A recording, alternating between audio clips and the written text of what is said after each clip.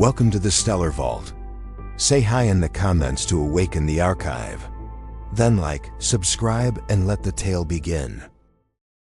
They should have never broken the seal.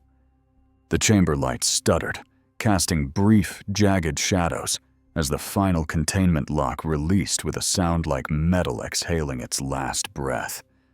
Cold vapor hissed from the composite walls, curling in pale tendrils across the floor. Centuries of stillness shattered, dust rising, drawn like nervous insects toward the thing at the room's core. A capsule, 8 meters long, obsidian black. Waiting. A voice crackled over the comms. Structural integrity holding. Proceeding to final breach. Commander Kethril of the Shiraxi Expeditionary Fleet stood attentively, eyes locked on the pod. He wasn't military, technically. A xeno-archaeologist turned corporate contractor, he led private digs across long-abandoned war fronts and derelict systems where only ghosts answered. The armor they issued him didn't fit right. Stiff, ceremonial, and too pristine for places like this. Bioluminescent tracers pulsed along the ridges of his neck, betraying tension he didn't voice. His skin, a dull gray-green, shimmered faintly beneath the chamber's flickering lights, and his eyes, slit-pupiled, ringed in gold, didn't blink. This vault, sealed in the carcass of a lost station at the edge of the Threnix Gravebelt, was supposed to hold collapse-era scrap, a nav core, perhaps, or tactical schematics no one wanted to admit still existed. But it held something else. Something the scans hadn't picked up. Something breathing. Something alive. His second, a jittery Rythan scout named Lulo, leaned toward him.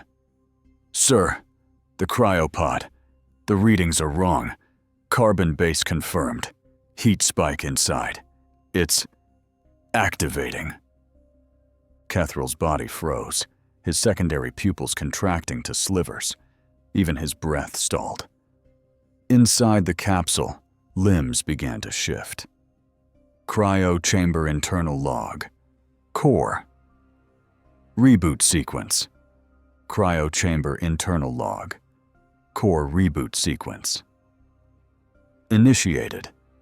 Status. Thawing. Biostabilizer. Nominal. Host. Vital signs. Returning. Designation. ATSU-7. Classified. Cryo duration.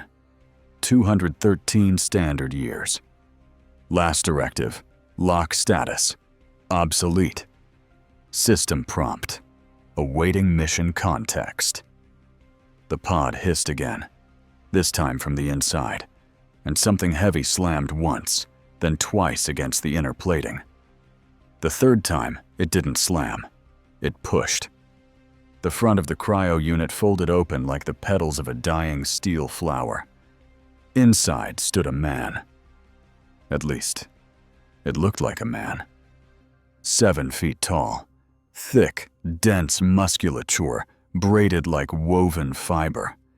Skin pale from 2 centuries of darkness. Eyes unfocused, but not lost. Calculating.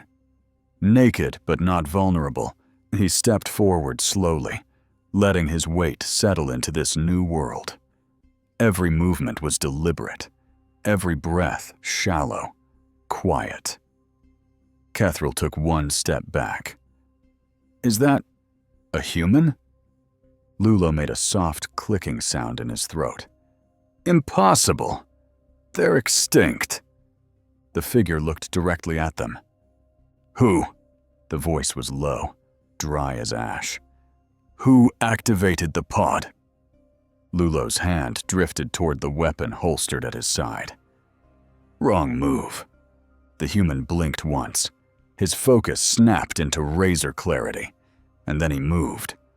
1 second he stood in the cryo mist. The next, Lulo was flat on the deck, the weapon gone from his grip, his breathing a strained rasp under a crushing hold. The human crouched over him, expression unreadable, eyes scanning for details, uniform tags, species markers, the subtle pulse of panic fluttering beneath alien skin. But he didn't kill him. He stood, examined the weapon in his hand, turned it over like a puzzle piece from a forgotten era. "Primitive," he muttered, and let it fall. Lulo lay coughing, spines along his neck twitching involuntarily, wide eyes locked on the human, who didn't glance back once. The cryo vault was sealed again, but not by them. The human had done it, after calmly walking the perimeter, disabling every external override, and issuing security commands in an ancient human dialect the AI couldn't even translate. Kethril stood behind the glass, watching the human observe the chamber like a predator mapping its terrain. There was no pacing, no shouting, just pure, eerie stillness.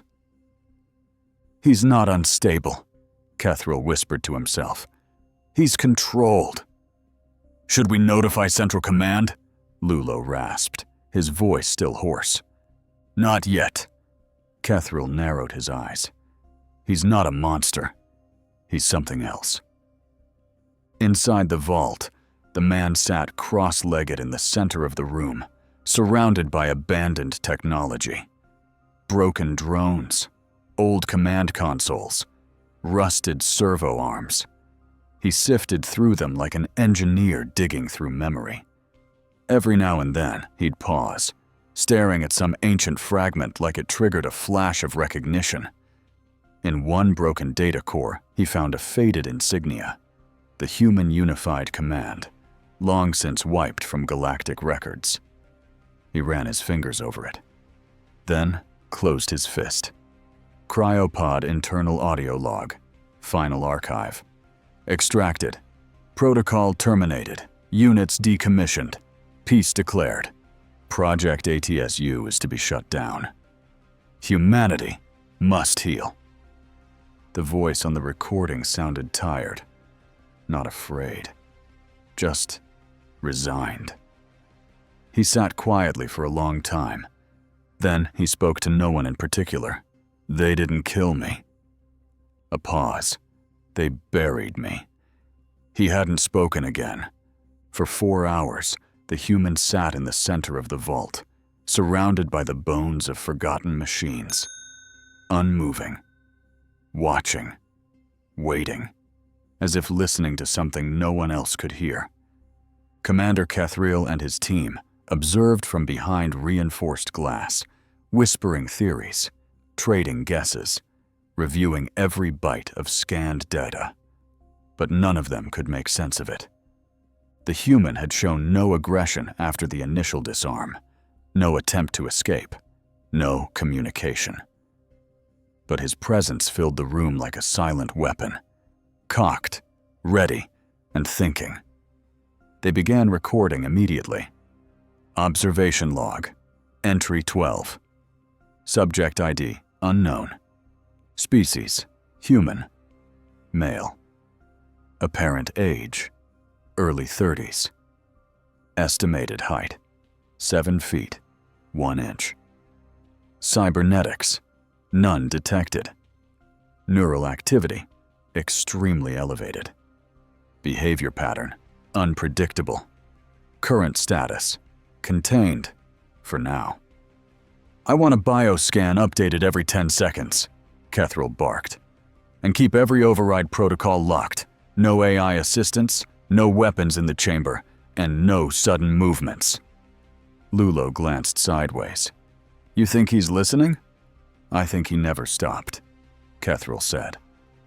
On the other side of the glass, the human looked up, directly at the observation deck.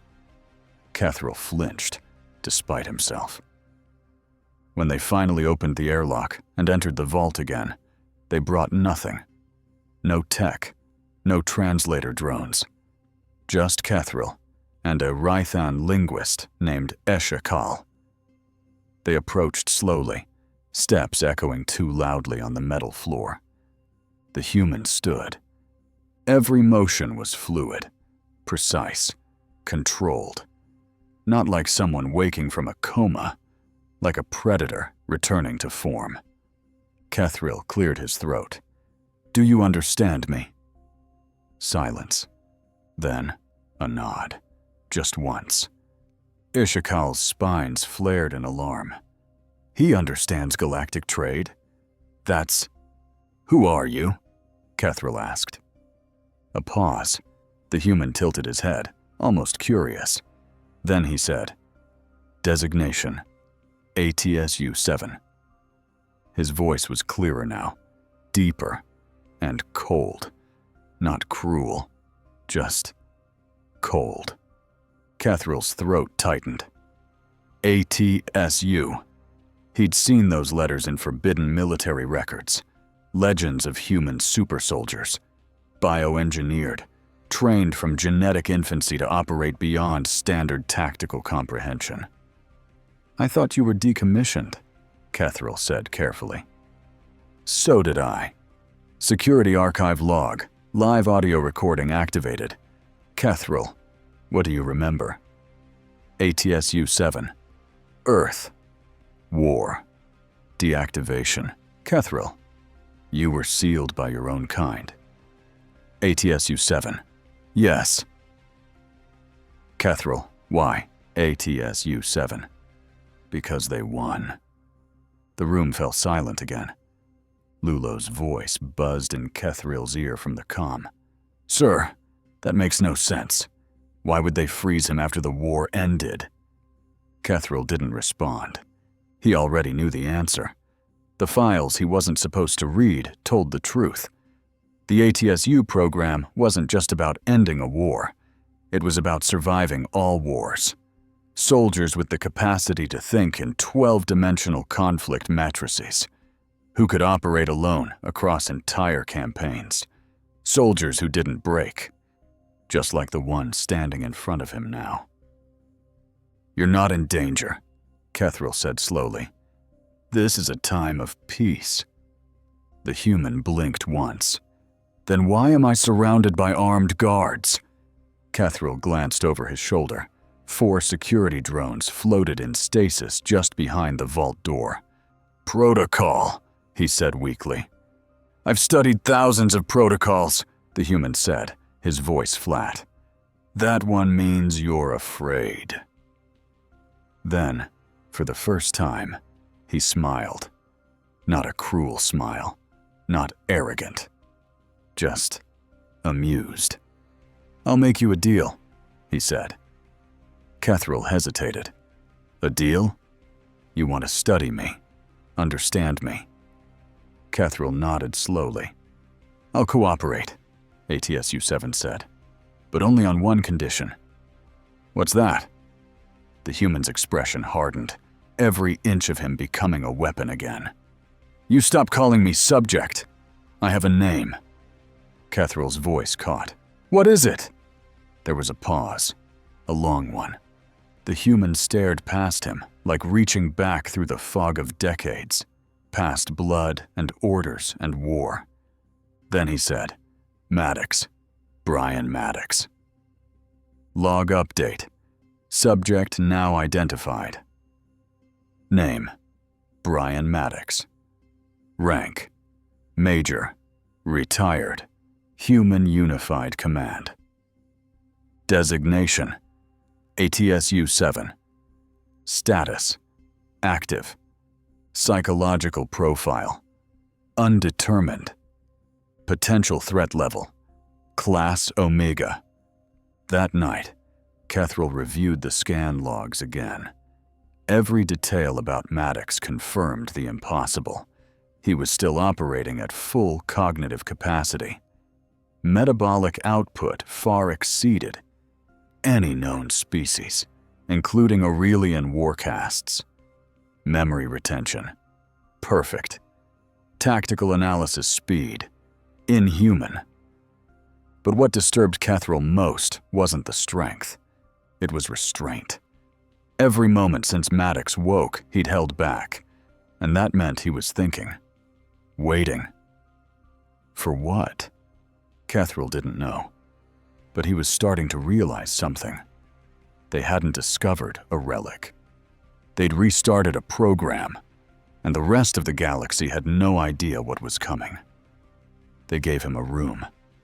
It wasn't a prison. Not exactly.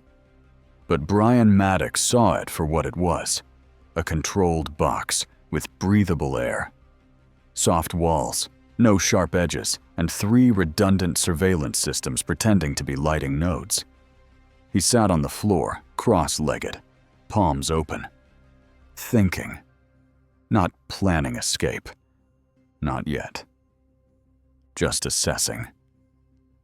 Across the station, Catherall stood in front of a data board that took up an entire wall.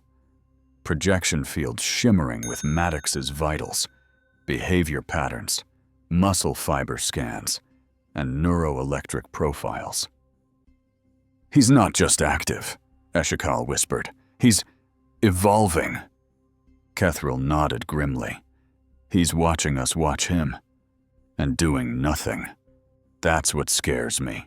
Maddox's quarters, internal surveillance log. Subject movement, minimal. Eye movement, tracking all drones. Vocalizations, none. Biorhythms, stable, unnaturally stable. Threat level, unchanged. Note: subtle changes to body temp in response to drone frequencies detected.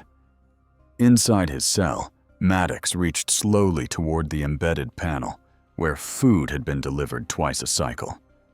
He didn't eat. Not yet.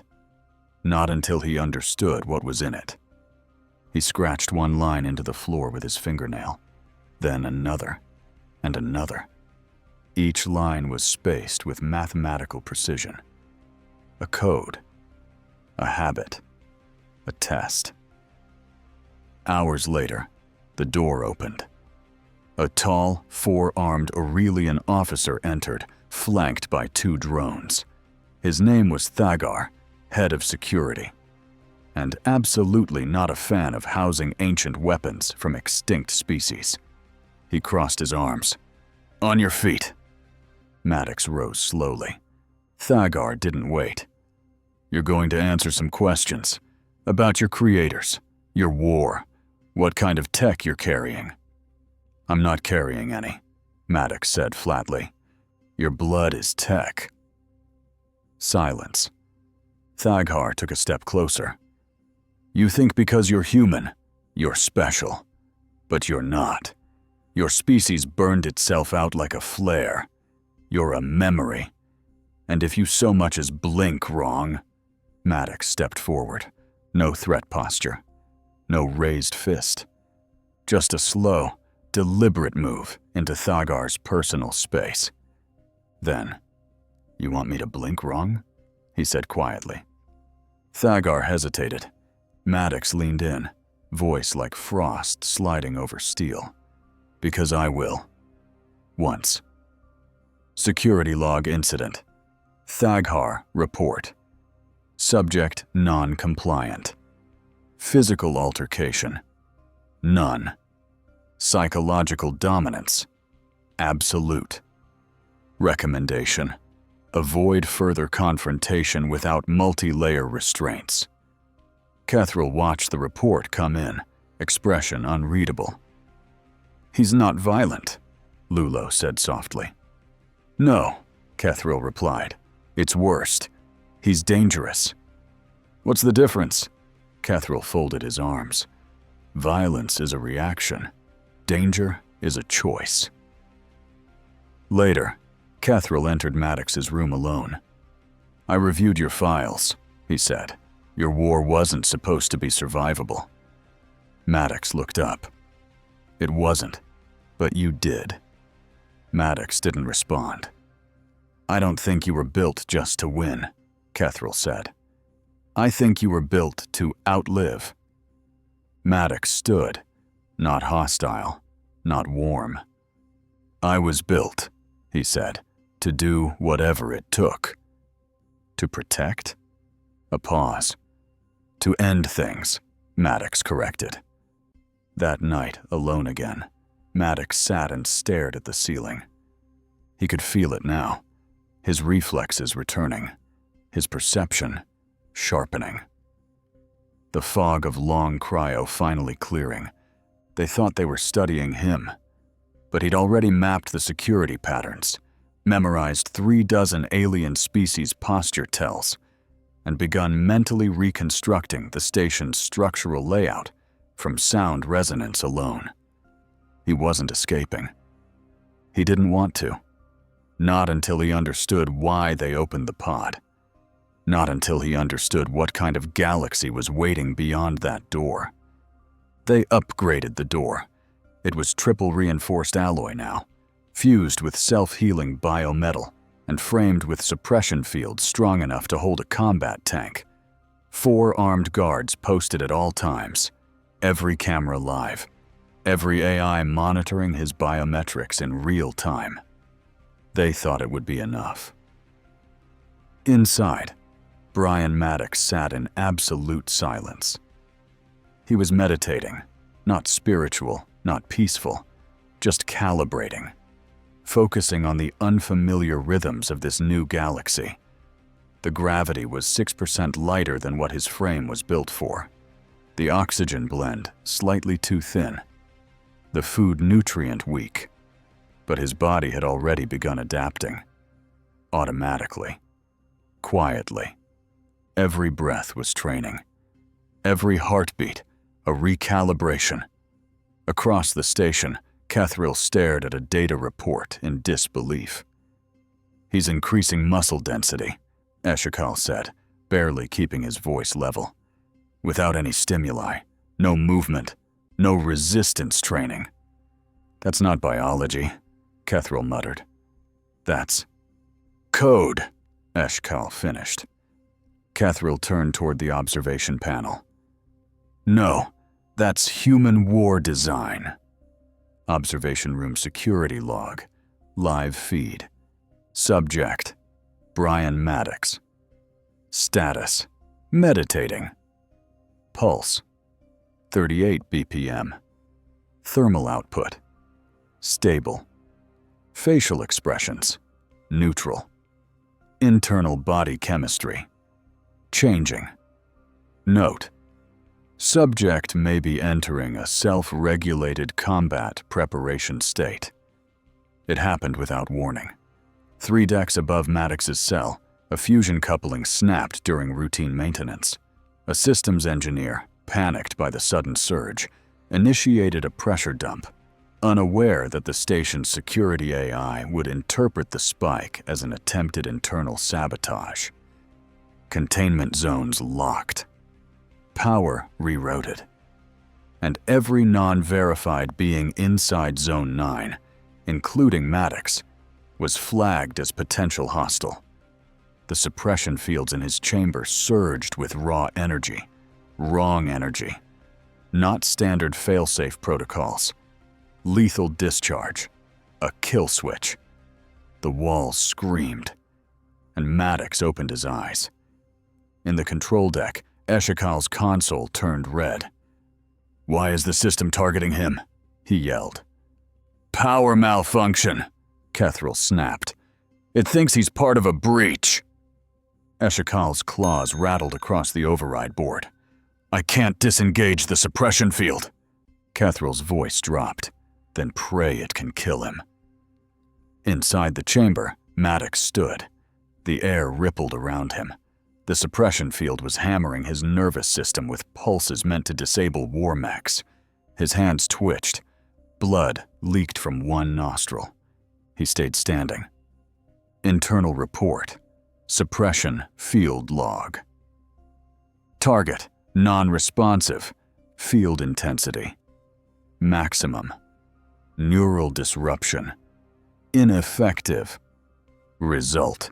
Subject remains conscious. Recommended action. Unknown. The lights exploded. So did the door. Not outwards, inwards. A single, focused shockwave collapsed the vault's inner wall like paper. Maddox didn't touch it. He walked toward it, and the magnetic frame, already overcharged by the surge, crumpled at his approach. Then, he stepped into the corridor. Alarms wailed, drones armed. 4 guards raised weapons. Maddox didn't run. He didn't shout. He moved. The first drone fired. He caught the bolt mid-air and hurled it into the second. Third guard lunged. Maddox disarmed him with a twist of physics and bone. Fourth pulled the trigger. Maddox was already inside his guard, weapon twisted backward. He didn't kill. He disarmed, disabled, and kept walking. Kethril arrived seconds later, heart pounding, flanked by station marines, who looked like they'd rather jump into vacuum than face what was ahead. He found Maddox standing in the central hub, hands at his sides, surrounded by broken weapons and groaning guards. Not a scratch on him. "I didn't break out," Maddox said calmly. "Your system tried to kill me." Kethril was gasping. You weren't supposed to survive that." "No one ever is." Kethril looked around. No deaths, no bloodlust, just control. "You weren't reacting in self-defense," he said. "No," Maddox said. "I was sending a message." "What message?" Maddox turned, eyes like cold fire. "If I wanted out, I'd already be gone." Containment report, level 9. Breach. Summary. Deaths, 0. Injuries, 6 moderate. Structural damage. Containment frame. Internal walls. Subject status. Return to cell. Risk rating. Elevated to black tier. Recommendation. No further automated threat protocols to be used. Comment. Subject does not react. Subject decides. Back in his cell, Maddox sat once more. He touched the floor beside him, where the old scratched lines still waited. This time, he added one more. Not a code, a tally. He was counting. The next day, no one spoke to him. No questions, no lectures, no guards. Even Kethril stayed away.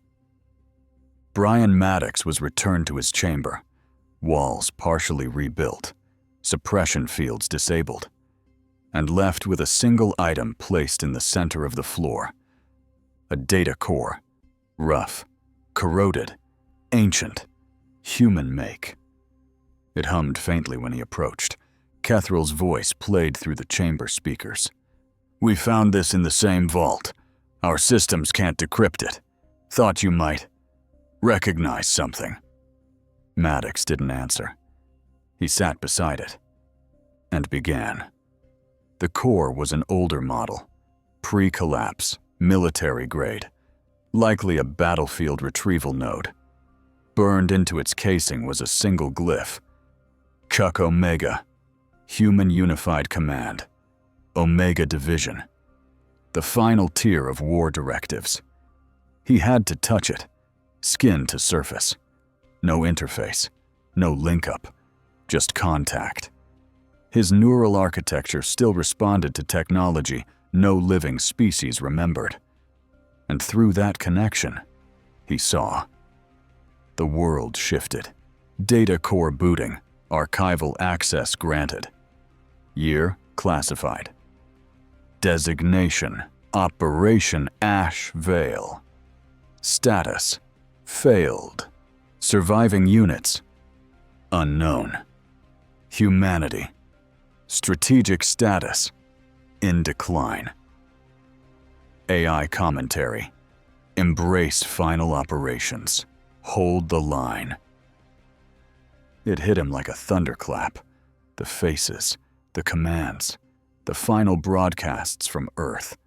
A war too vast for memory. A galaxy unraveling under the weight of its own fear.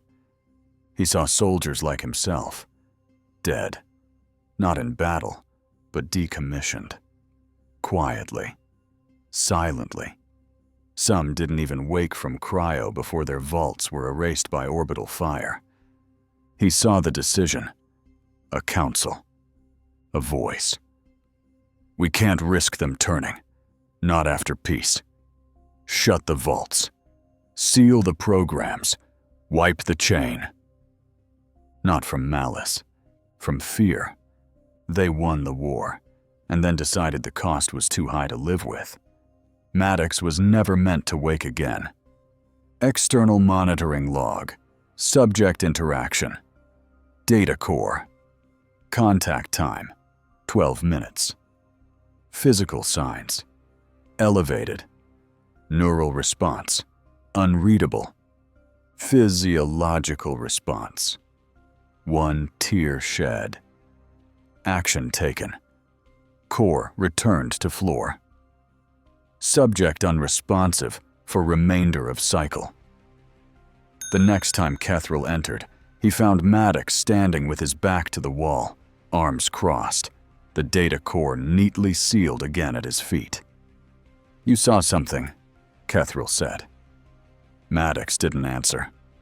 We're trying to understand what your people were, Kethril continued. No, you're not, Maddox said. You're trying to figure out what went wrong. Did it? Maddox looked him dead in the eyes. Only if you ever meet another one of me. Kethril swallowed hard. That data, was it a war archive? Maddox nodded once. Can we access it? No. Because it's corrupted? Because it's not for you. Later, in the conference bay, Thagar slammed a hand on the table. He's withholding military intelligence. That violates 10 interstellar defense compacts. He's not one of your citizens, Kethril said, and your compacts didn't exist when he was locked away. He's a walking relic.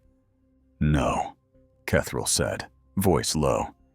He's a buried war crime wrapped in loyalty. Loyalty to who? Kethril didn't answer. That night, Maddox placed the data core beneath his bunk. Not to hide it, to keep it close. His mind was spinning now, sharper than it had been since waking. The flood of memories had opened doors, and now his instincts, suppressed for so long, were beginning to surge again. He remembered faces, names, squad mates, their laughter, their screams. And one command, above all, protect humanity at all costs. But there were no humans left. So what was left to protect?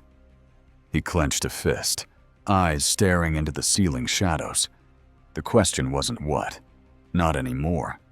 The question was, who erased us? They called an emergency summit. 12 systems, 8 species, 1 agenda. What do we do about the human? The hollow table buzzed with overlapping languages, heated vocalizations, flared spines, blinking chromatophores, and ultrasonic warbles. The chamber, hidden deep inside the Tellareth Accord's primary diplomatic bastion, was normally reserved for galaxy-shaking crises, supernova refugees, AI rebellion threats, economic collapse. Now it was about one man, a human. The Andel representative, serpentine and spindly, hissed. He was supposed to be extinct. So were ion mass weapons, snapped a thick-jawed crag warlord. But you don't wake those up in your station either. This isn't a weapon, said the Tellareth moderator, voice dry. This is a variable. No, Thagar corrected. His projection glared from the station feed. He's a wild card. Kethril's voice broke through the static. He stood alone in the center of the room, his presence a ghost on the edge of interstellar politics. I've spoken with him. He is not a threat, unless made one. Unacceptable, the Andel rep snapped.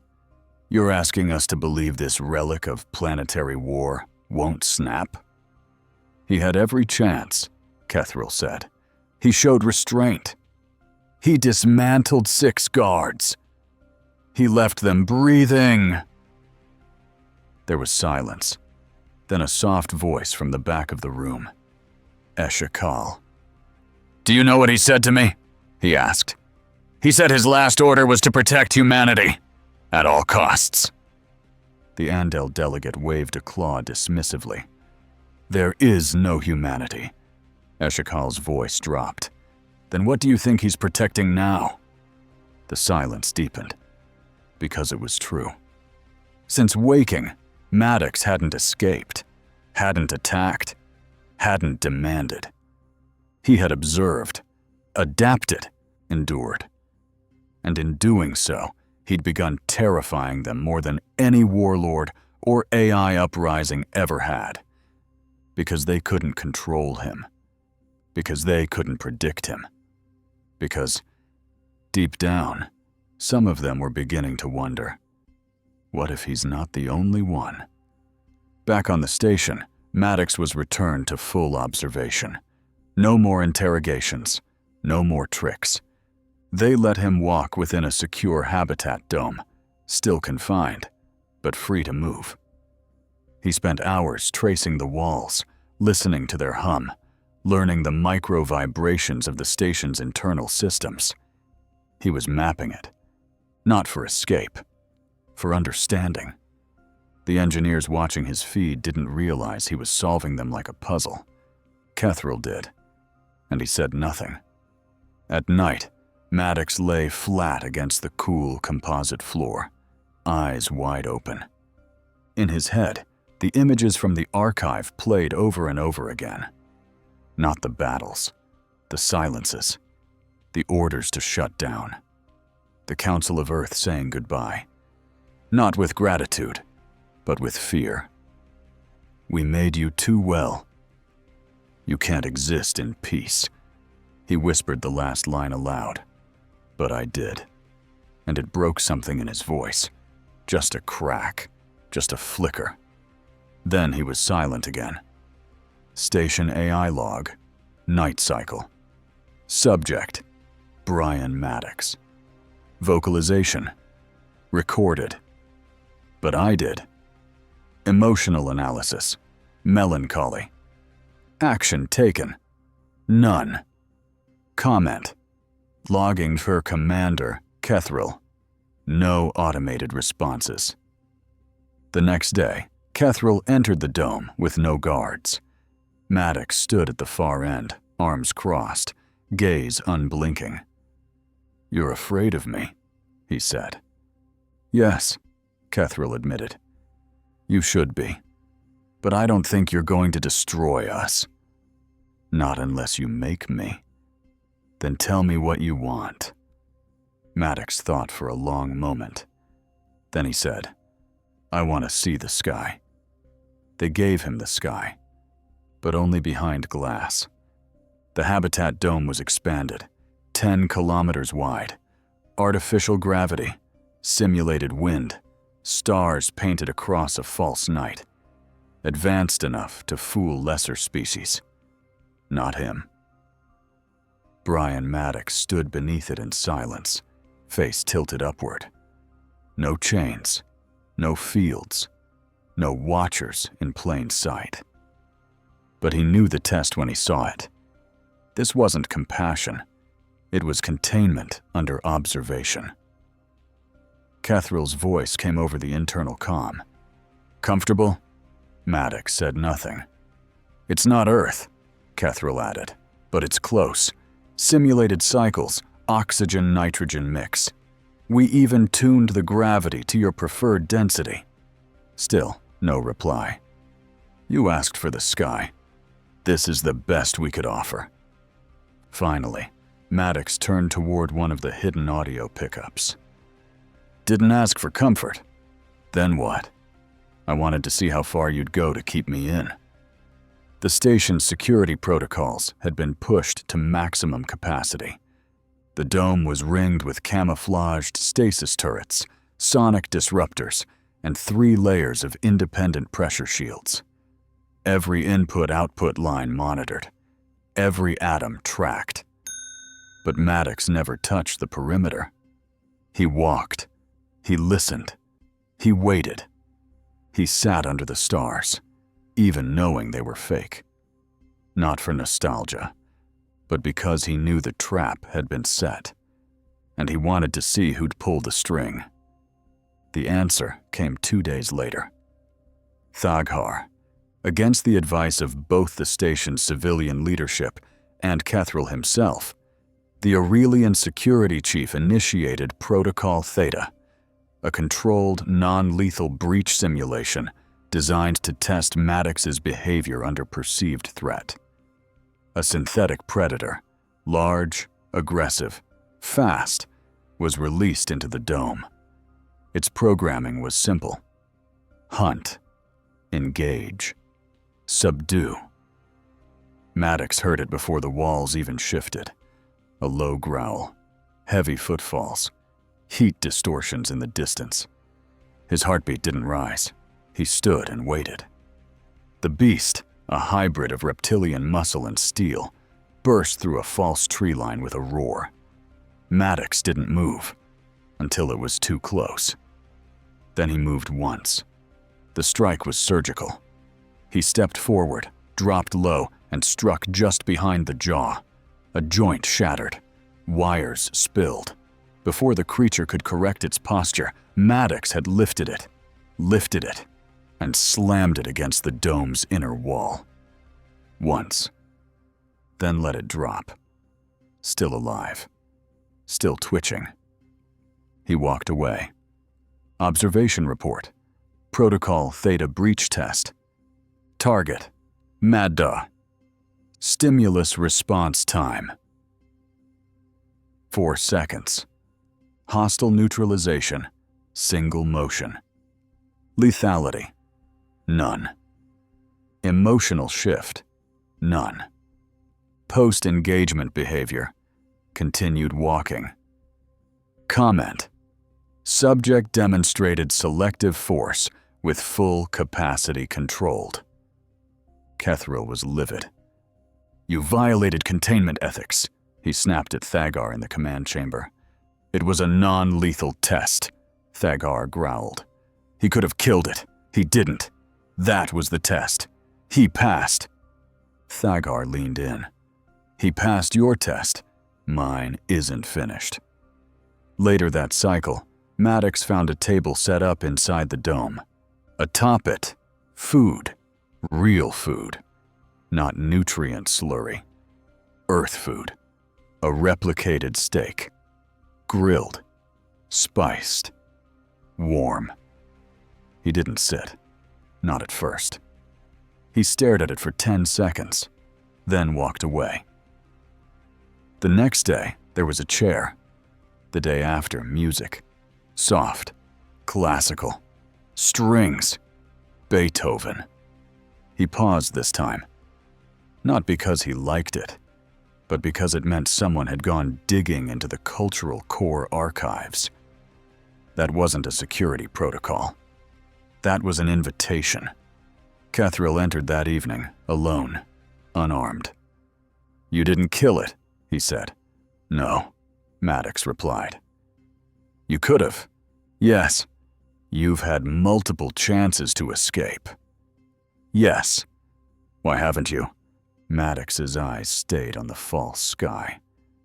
Because this is still a test. Kethril frowned. A test of what? Maddox finally looked at him. Of whether you're worth saving. The distress signal came in low-frequency burst packet form, encrypted using a protocol no longer in circulation. Kethril found Maddox under the dome's synthetic stars, seated cross-legged, eyes closed, but awake. I need your help, Kethril said. Maddox didn't open his eyes. That's new. An allied vessel is under attack. Pirates. They took hostages, Rythan civilians. We can't deploy a strike force in time. Then you'll lose them. That's why I'm here. This time, Maddox opened his eyes. Calm. sharp. Why me? You're faster, smarter. You can get there before we even power up a cruiser. Then say it. Kethril swallowed. We need you. They didn't authorize the mission. The Council refused to acknowledge it. Thagar threatened resignation. Kethril ignored them. Within an hour, Maddox stood aboard a scout vessel barely large enough for a two-man team. He didn't ask for weapons. He didn't ask for maps. Just coordinates. Operation log. Unofficial dispatch. Designation. Non-sanctioned. Operative. Brian Maddox. Objective. Retrieve hostages from pirate vessel, Feral Hook. Time to intercept, 43 minutes. Support. None. Result. Pending. The pirate ship was crude, big, loud, bristling with aftermarket weapons and zero discipline. They weren't soldiers. They were opportunists. The worst kind of enemy. Maddox breached the hull without triggering a single alarm. He moved through corridors like a ghost, silent and unreadable. Pirates passed him without knowing he was there, until they dropped. One by one. No kill shots. No sound. A flick to the throat. A bone out of place. A breath stopped. He found the holding cells 3 decks down. 12 Rythan civilians. Bound. Beaten. Terrified. They stared when he entered. One hissed. Another flinched. He didn't speak. He bent the steel bars with his hands, ripped them open. They still didn't move. One youngling trembled. You, what are you? Maddox looked down. Then, gently, extended a hand. Someone who came back. One of the pirates reached the door too late, plasma weapon raised. Maddox shielded the youngling without thinking. The shot hit his back, full force. He didn't fall. He turned and walked through the blast. The pirate dropped the weapon, tried to run. Maddox didn't chase him. He picked up the child, calmly, and walked the others out. Rescue vessel transmission. Emergency broadcast. Status. Hostages secured. Pirate casualties. 0. Injuries. Minimal. Remarks. Operator took damage. Continued unimpeded.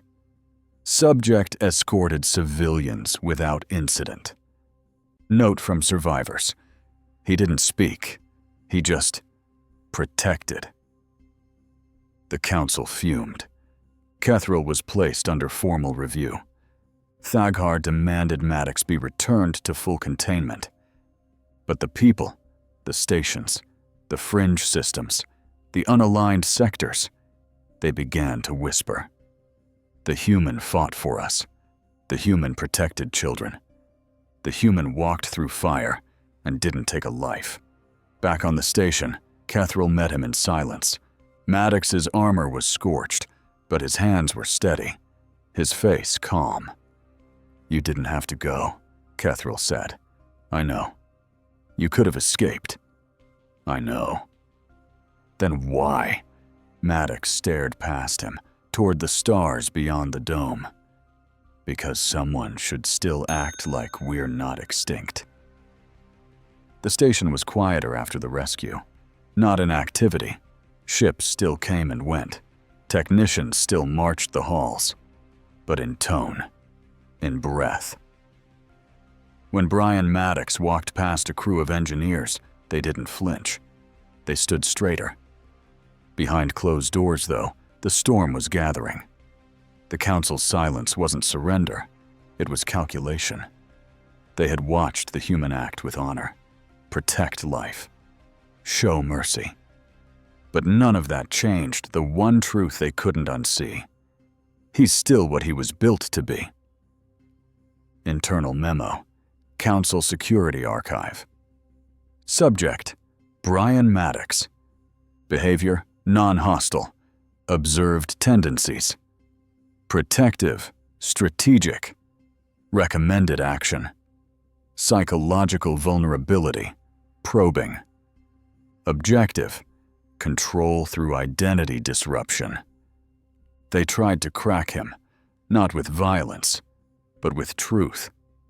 Or at least, their version of it.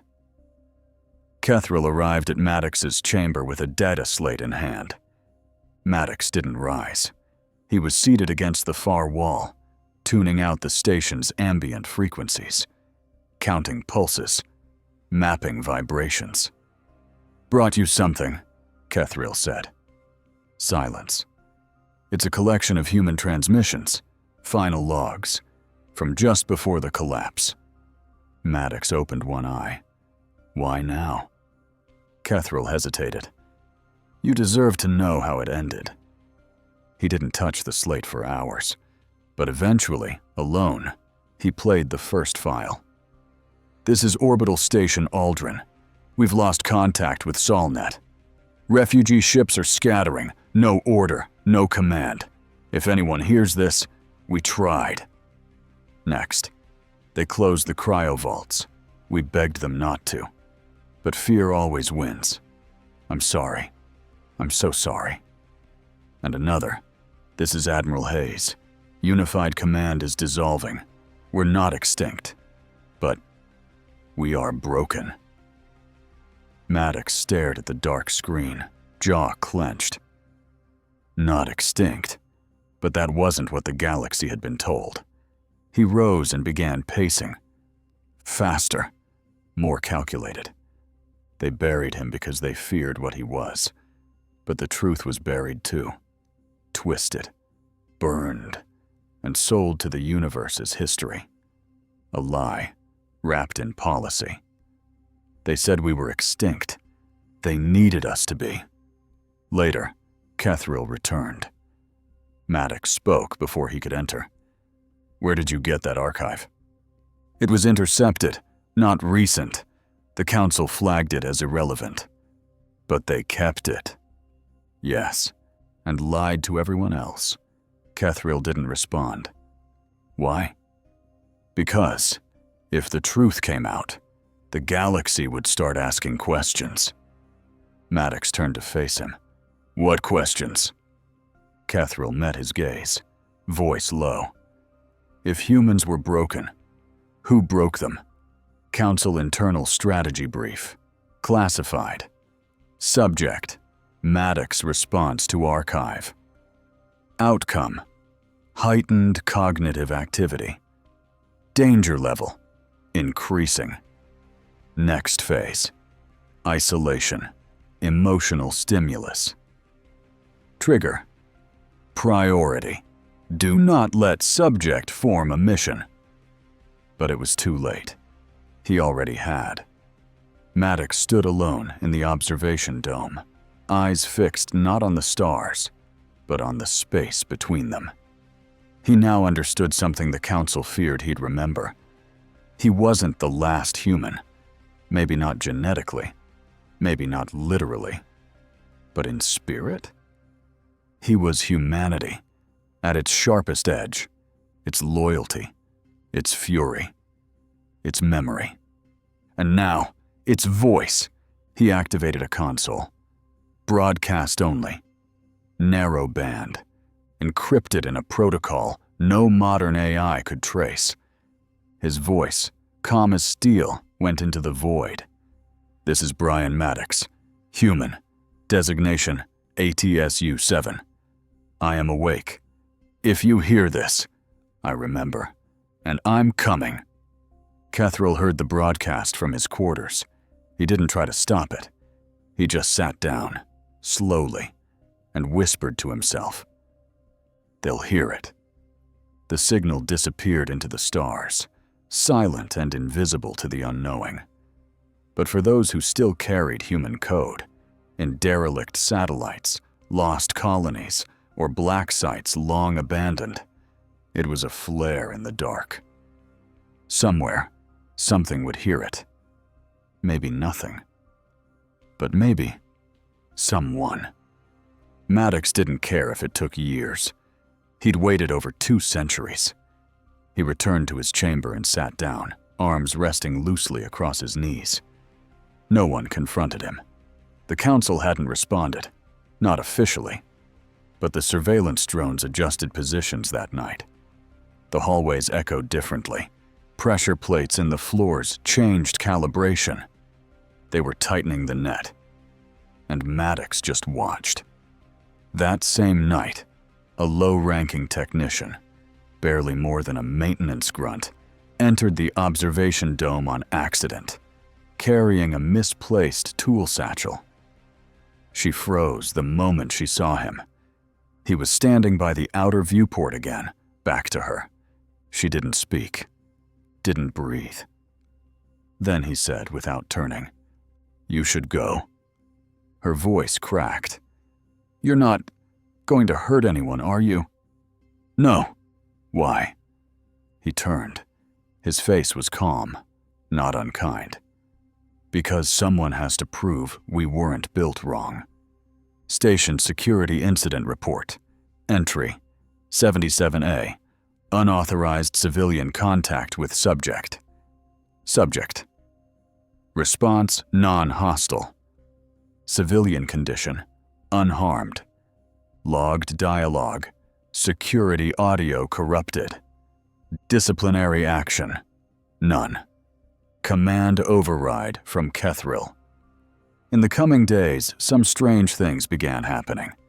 Minor system glitches near the outer decks, power fluctuations in unimportant sectors, and once a signal spike, too short to trace, leaking from the comms relay Maddox had used. The Council feared sabotage. Kethril suspected something else. He pulled up the security files and scrubbed through hours of Maddox's activity. Then he found it. A single frame, too fast for the station AI to catch. One flicker of motion. Maddox leaving a small token beneath the panel of an access conduit. A ring. Old. Worn. Military. He'd found it inside the core casing, tucked into the last memory cell. Not just a keepsake, a micro-encoded beacon, shaped like memory. Not for him. For whoever could track it. Kethril froze. Not because of what it was, but because of what it meant. He was sending a signal. He was marking the station, leaving a trail, a breadcrumb, but not for himself. For others. Kethril returned to the conduit where Maddox had left it, just a quiet breadcrumb under a forgotten panel, and found only dust. No trail. The ring was gone. The message with it. It had served its purpose. It was a message, not a memory. And someone had already received it. Security doubled overnight. Stasis fields re-engaged. Surveillance was tightened. Drone-to-eye coverage at 94% saturation. No announcement was made, but everyone on the station felt it. The containment zone was back online. Only this time, there were no walls, just eyes. Everywhere. And Maddox saw them all. He didn't run, didn't hide. He trained. Inside the dome, he began to move. Slow at first, deliberate stretches, combat forms, breathing patterns. Then, speed. Then, weight. He reconfigured alien cargo crates into resistance rigs, modified floor grates into traction control systems, pulled power from adjacent energy flows to simulate environmental extremes. The aliens watched with growing discomfort. They gave him a gym. He built a battleground. Observation report. Physical activity. Surge. Subject, Brian Maddox. Training intensity. Increasing. Rest cycles. Reduced to 20 minutes. Muscle restructure. Active. Neural lattice. Stabilized. Comment. Subject appears to be preparing. Eshkal approached Kethril in private. Sir, I think he's waiting. For what? Eshkal hesitated, then said, For a decision. That decision came faster than expected. A council courier ship arrived unannounced, bypassing standard protocol. A sealed directive was hand-delivered to Kethril. The message was simple. End the program. Quietly. There was no trial, no hearing, just a directive. A final shutdown. No noise. No scandal. Kethril stared at the order for a long time, then deleted it. He didn't tell Maddox. He didn't tell anyone. But he knew the clock had started ticking. Meanwhile, Maddox's signal had reached further than expected. Out in the ruins of former Terran space, an old AI satellite blinked for the first time in 167 years. Not fully active, but listening. It processed the encoded broadcast, decrypted it using legacy military code, and pinged a nearby substation, an ancient black site hidden beneath an asteroid belt. There, in silence, a light turned green. Back on the station, Maddox stood at the edge of the dome as atmospheric pressure subtly changed. He felt it first in his bones. The system was recalibrating. It was subtle. Surgical. They weren't going to kill him. They were going to erase him again. Slowly. Quietly. The same way they buried all the others. That night, Kethril crossed a line. He entered Maddox's chamber without authorization. He held a handheld emitter, shielded and encrypted. It's a transport signal, he said. Untraceable. I can get you to the edge of Threnic space. After that, you're on your own. Maddox didn't take it. Why? Kethril hesitated. Then, because I've spent my entire life studying extinct species, and I've never seen one look back at me. But Maddox shook his head. I'm not leaving. You'll die if you stay. No, he said. They'll die if I leave. Internal Council memo. Intercepted. Subject. Kethril compromised. Operation. Black Sky initiated. Objective. Terminate human subject during transfer protocol. Stage. Active. The next morning, Maddox was informed of his relocation.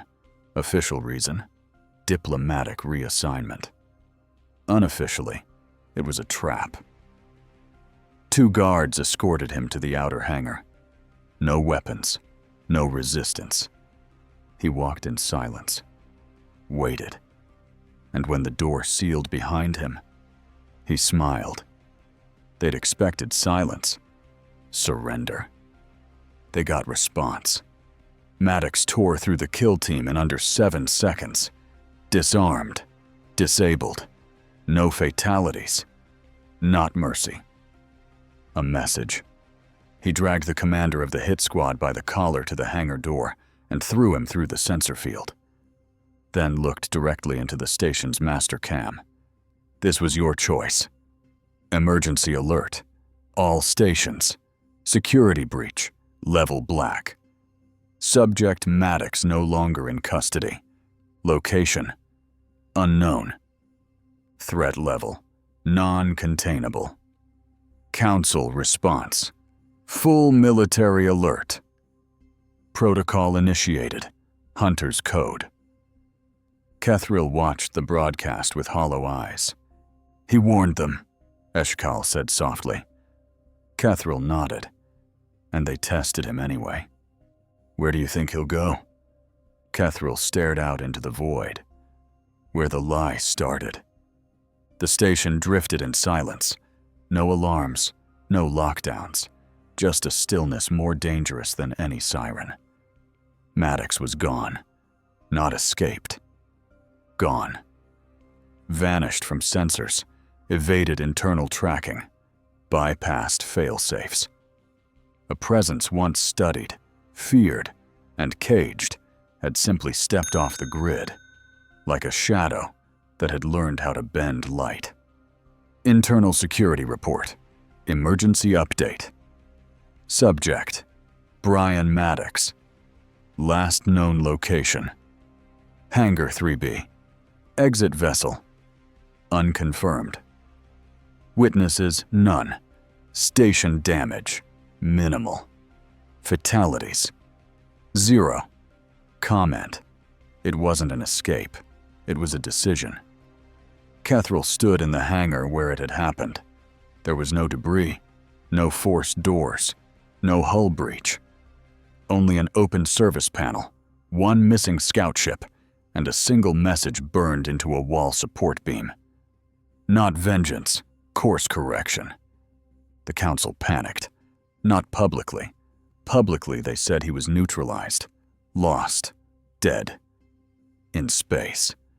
But in secret, they activated contingency fleets, flagged every old human relay, and declassified anti-ATSU protocols that hadn't seen daylight in over 100 years. Thaghar pushed for a sector-wide bounty. "We need deniability," he snarled, "and blood." Meanwhile, Maddox moved through the dark. He flew a stolen scout vessel painted in 60-year-old Tellareth insignia, modified with tech the station wouldn't recognize. He didn't need weapons. He had direction. The last known location of the Sol archives.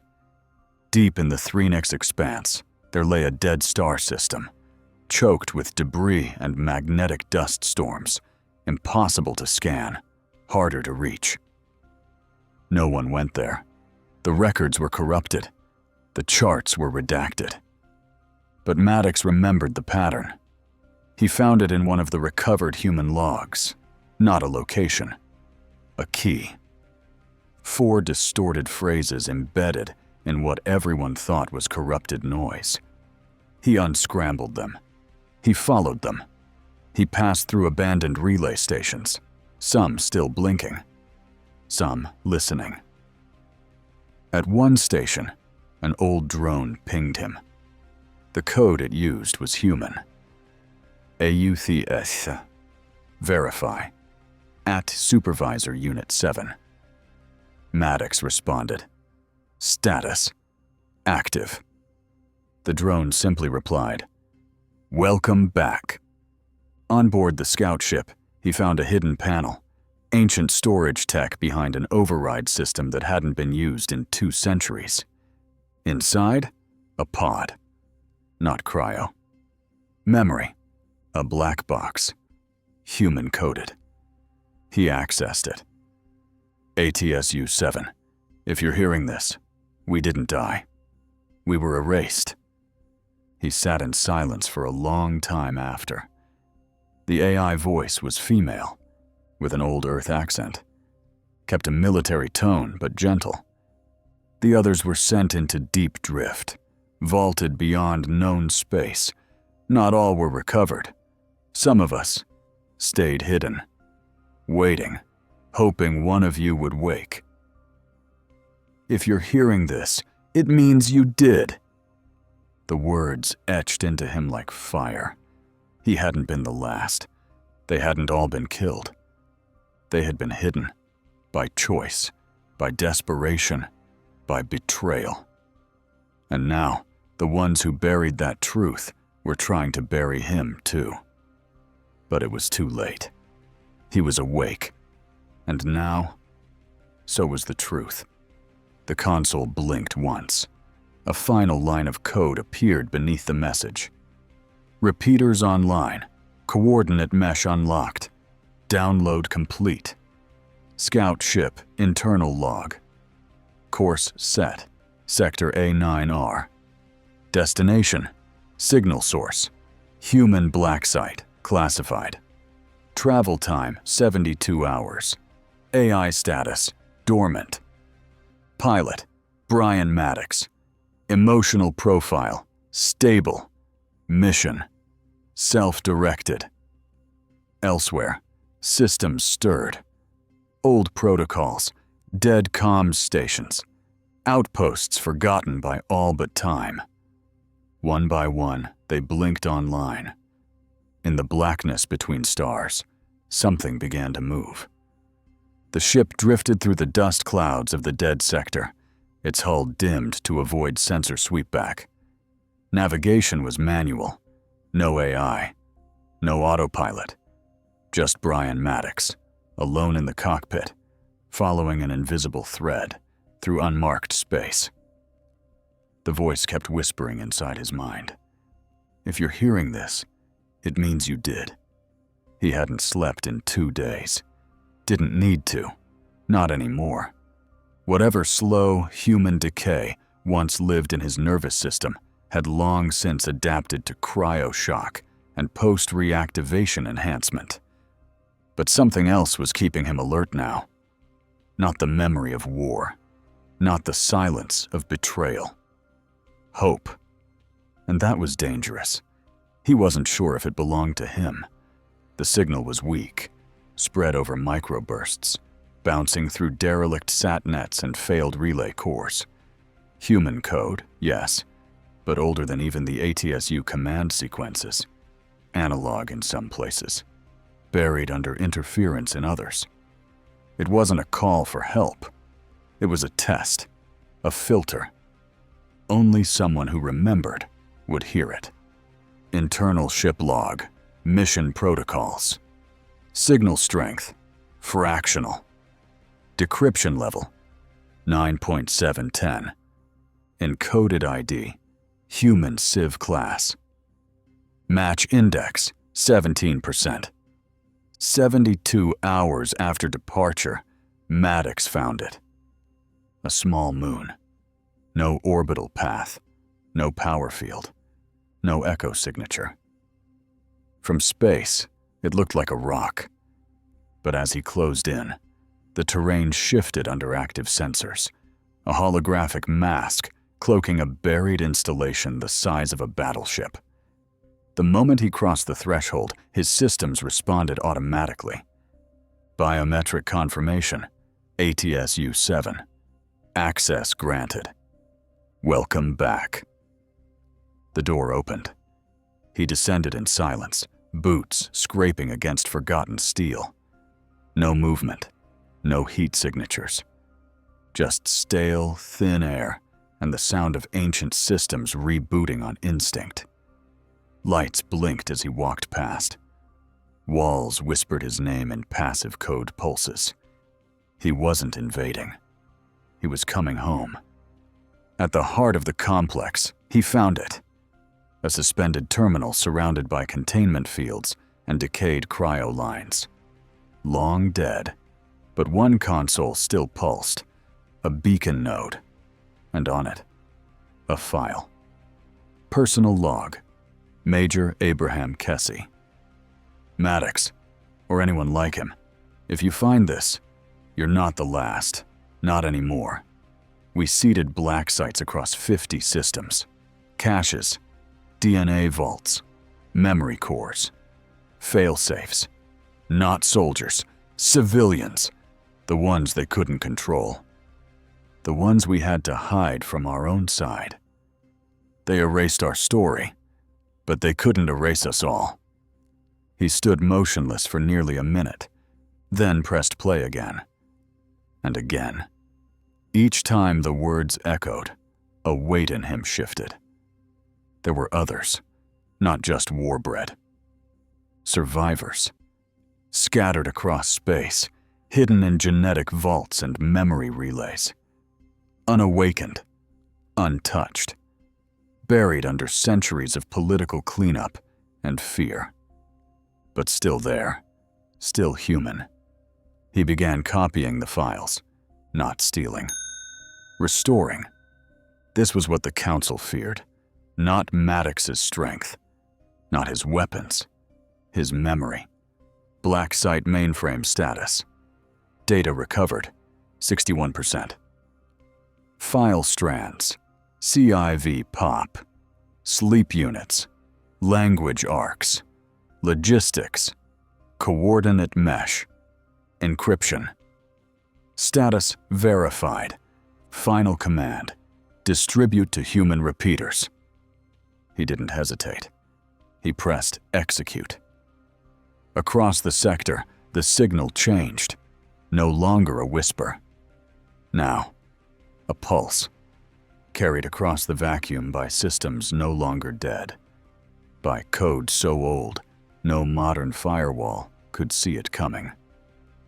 He didn't smile, didn't clench a fist, didn't mutter a final line. He simply stood at the edge of the hangar, absorbing the moment as a soldier would. Wait first, then consequence. Behind him, the black site powered down. Its job was done. There were no more weapons here, just a map. And scattered across space, silent and watching, were other signals. Other ghosts like him, waiting for the code. Scout ship internal log. Final mission entry. Objective. Complete. Status. Autonomous. Pilot. Maddox. B. Destination. Variable. Primary mission. Unknown. Secondary. Humanity continuity. Back on the station, Kethril sat in his quarters, watching the stars. Then his console blinked. One word. No signature. No sender. Just a message. Found them. 3 hours later, the council felt it. Signals flared on dead bands. Defunct satellites pinged back live. Blacklists updated with names no one had spoken in 2 centuries. AI clusters designated Maddox's act as Class 0 cultural contamination. Translation: something we can't stop without rewriting the truth. Kethril watched the reports flow in with quiet awe. He wasn't afraid anymore. Not because the council had lost, but because something else had won. Memory. And he realized that's what Maddox had become. Not vengeance, not salvation. Remembrance. Weaponized. In a broadcast chamber deep beneath the Tellareth capital, Thaghar paced. "How far will this spread?" he barked. One of the comms officers swallowed hard. "We don't know, sir. Some of these systems are running pre-collapse code. Legacy tech. No firewall in existence can filter the signal out." "Can we bury it?" "No, sir. It's already gone past us." Across distant sectors, a derelict freighter blinked its emergency beacon for the first time in 4 years. A child on a mining colony dreamed of a man with silver eyes and a voice like steel. An old woman in a forgotten station heard a word she hadn't heard since she was a girl. Sol. Maddox walked across a nameless moon, helmet off, no atmosphere required. The sky was black, cold, perfect. He didn't need a destination anymore, because now they knew. Not the council, not the AI grids, the people. Someone out there would find another signal. Someone would answer. He didn't need to save the galaxy. He just needed to remind it that humans didn't die screaming. They went silent. And now, one of them was speaking again. He passed a rusted-out shuttle that once bore the insignia of the Unified Command. Half buried in sand, a broken flag barely visible on its hull. He paused, brushed the dust away with one hand, stared at the old emblem. He didn't salute it. He didn't need to. He turned and kept walking. Final log entry, Station X-29. Subject, Brian Maddox. Status, unbound. Trail, cold. Legacy. Status, uncontained.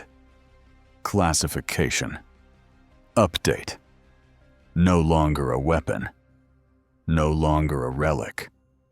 No longer alone. And in a dozen dead sectors, small machines blinked awake. Some turned lights on in ruined colonies. Others booted ancient satellites. There, orbiting a fractured world, one satellite simply said, "Humanity status reinitializing."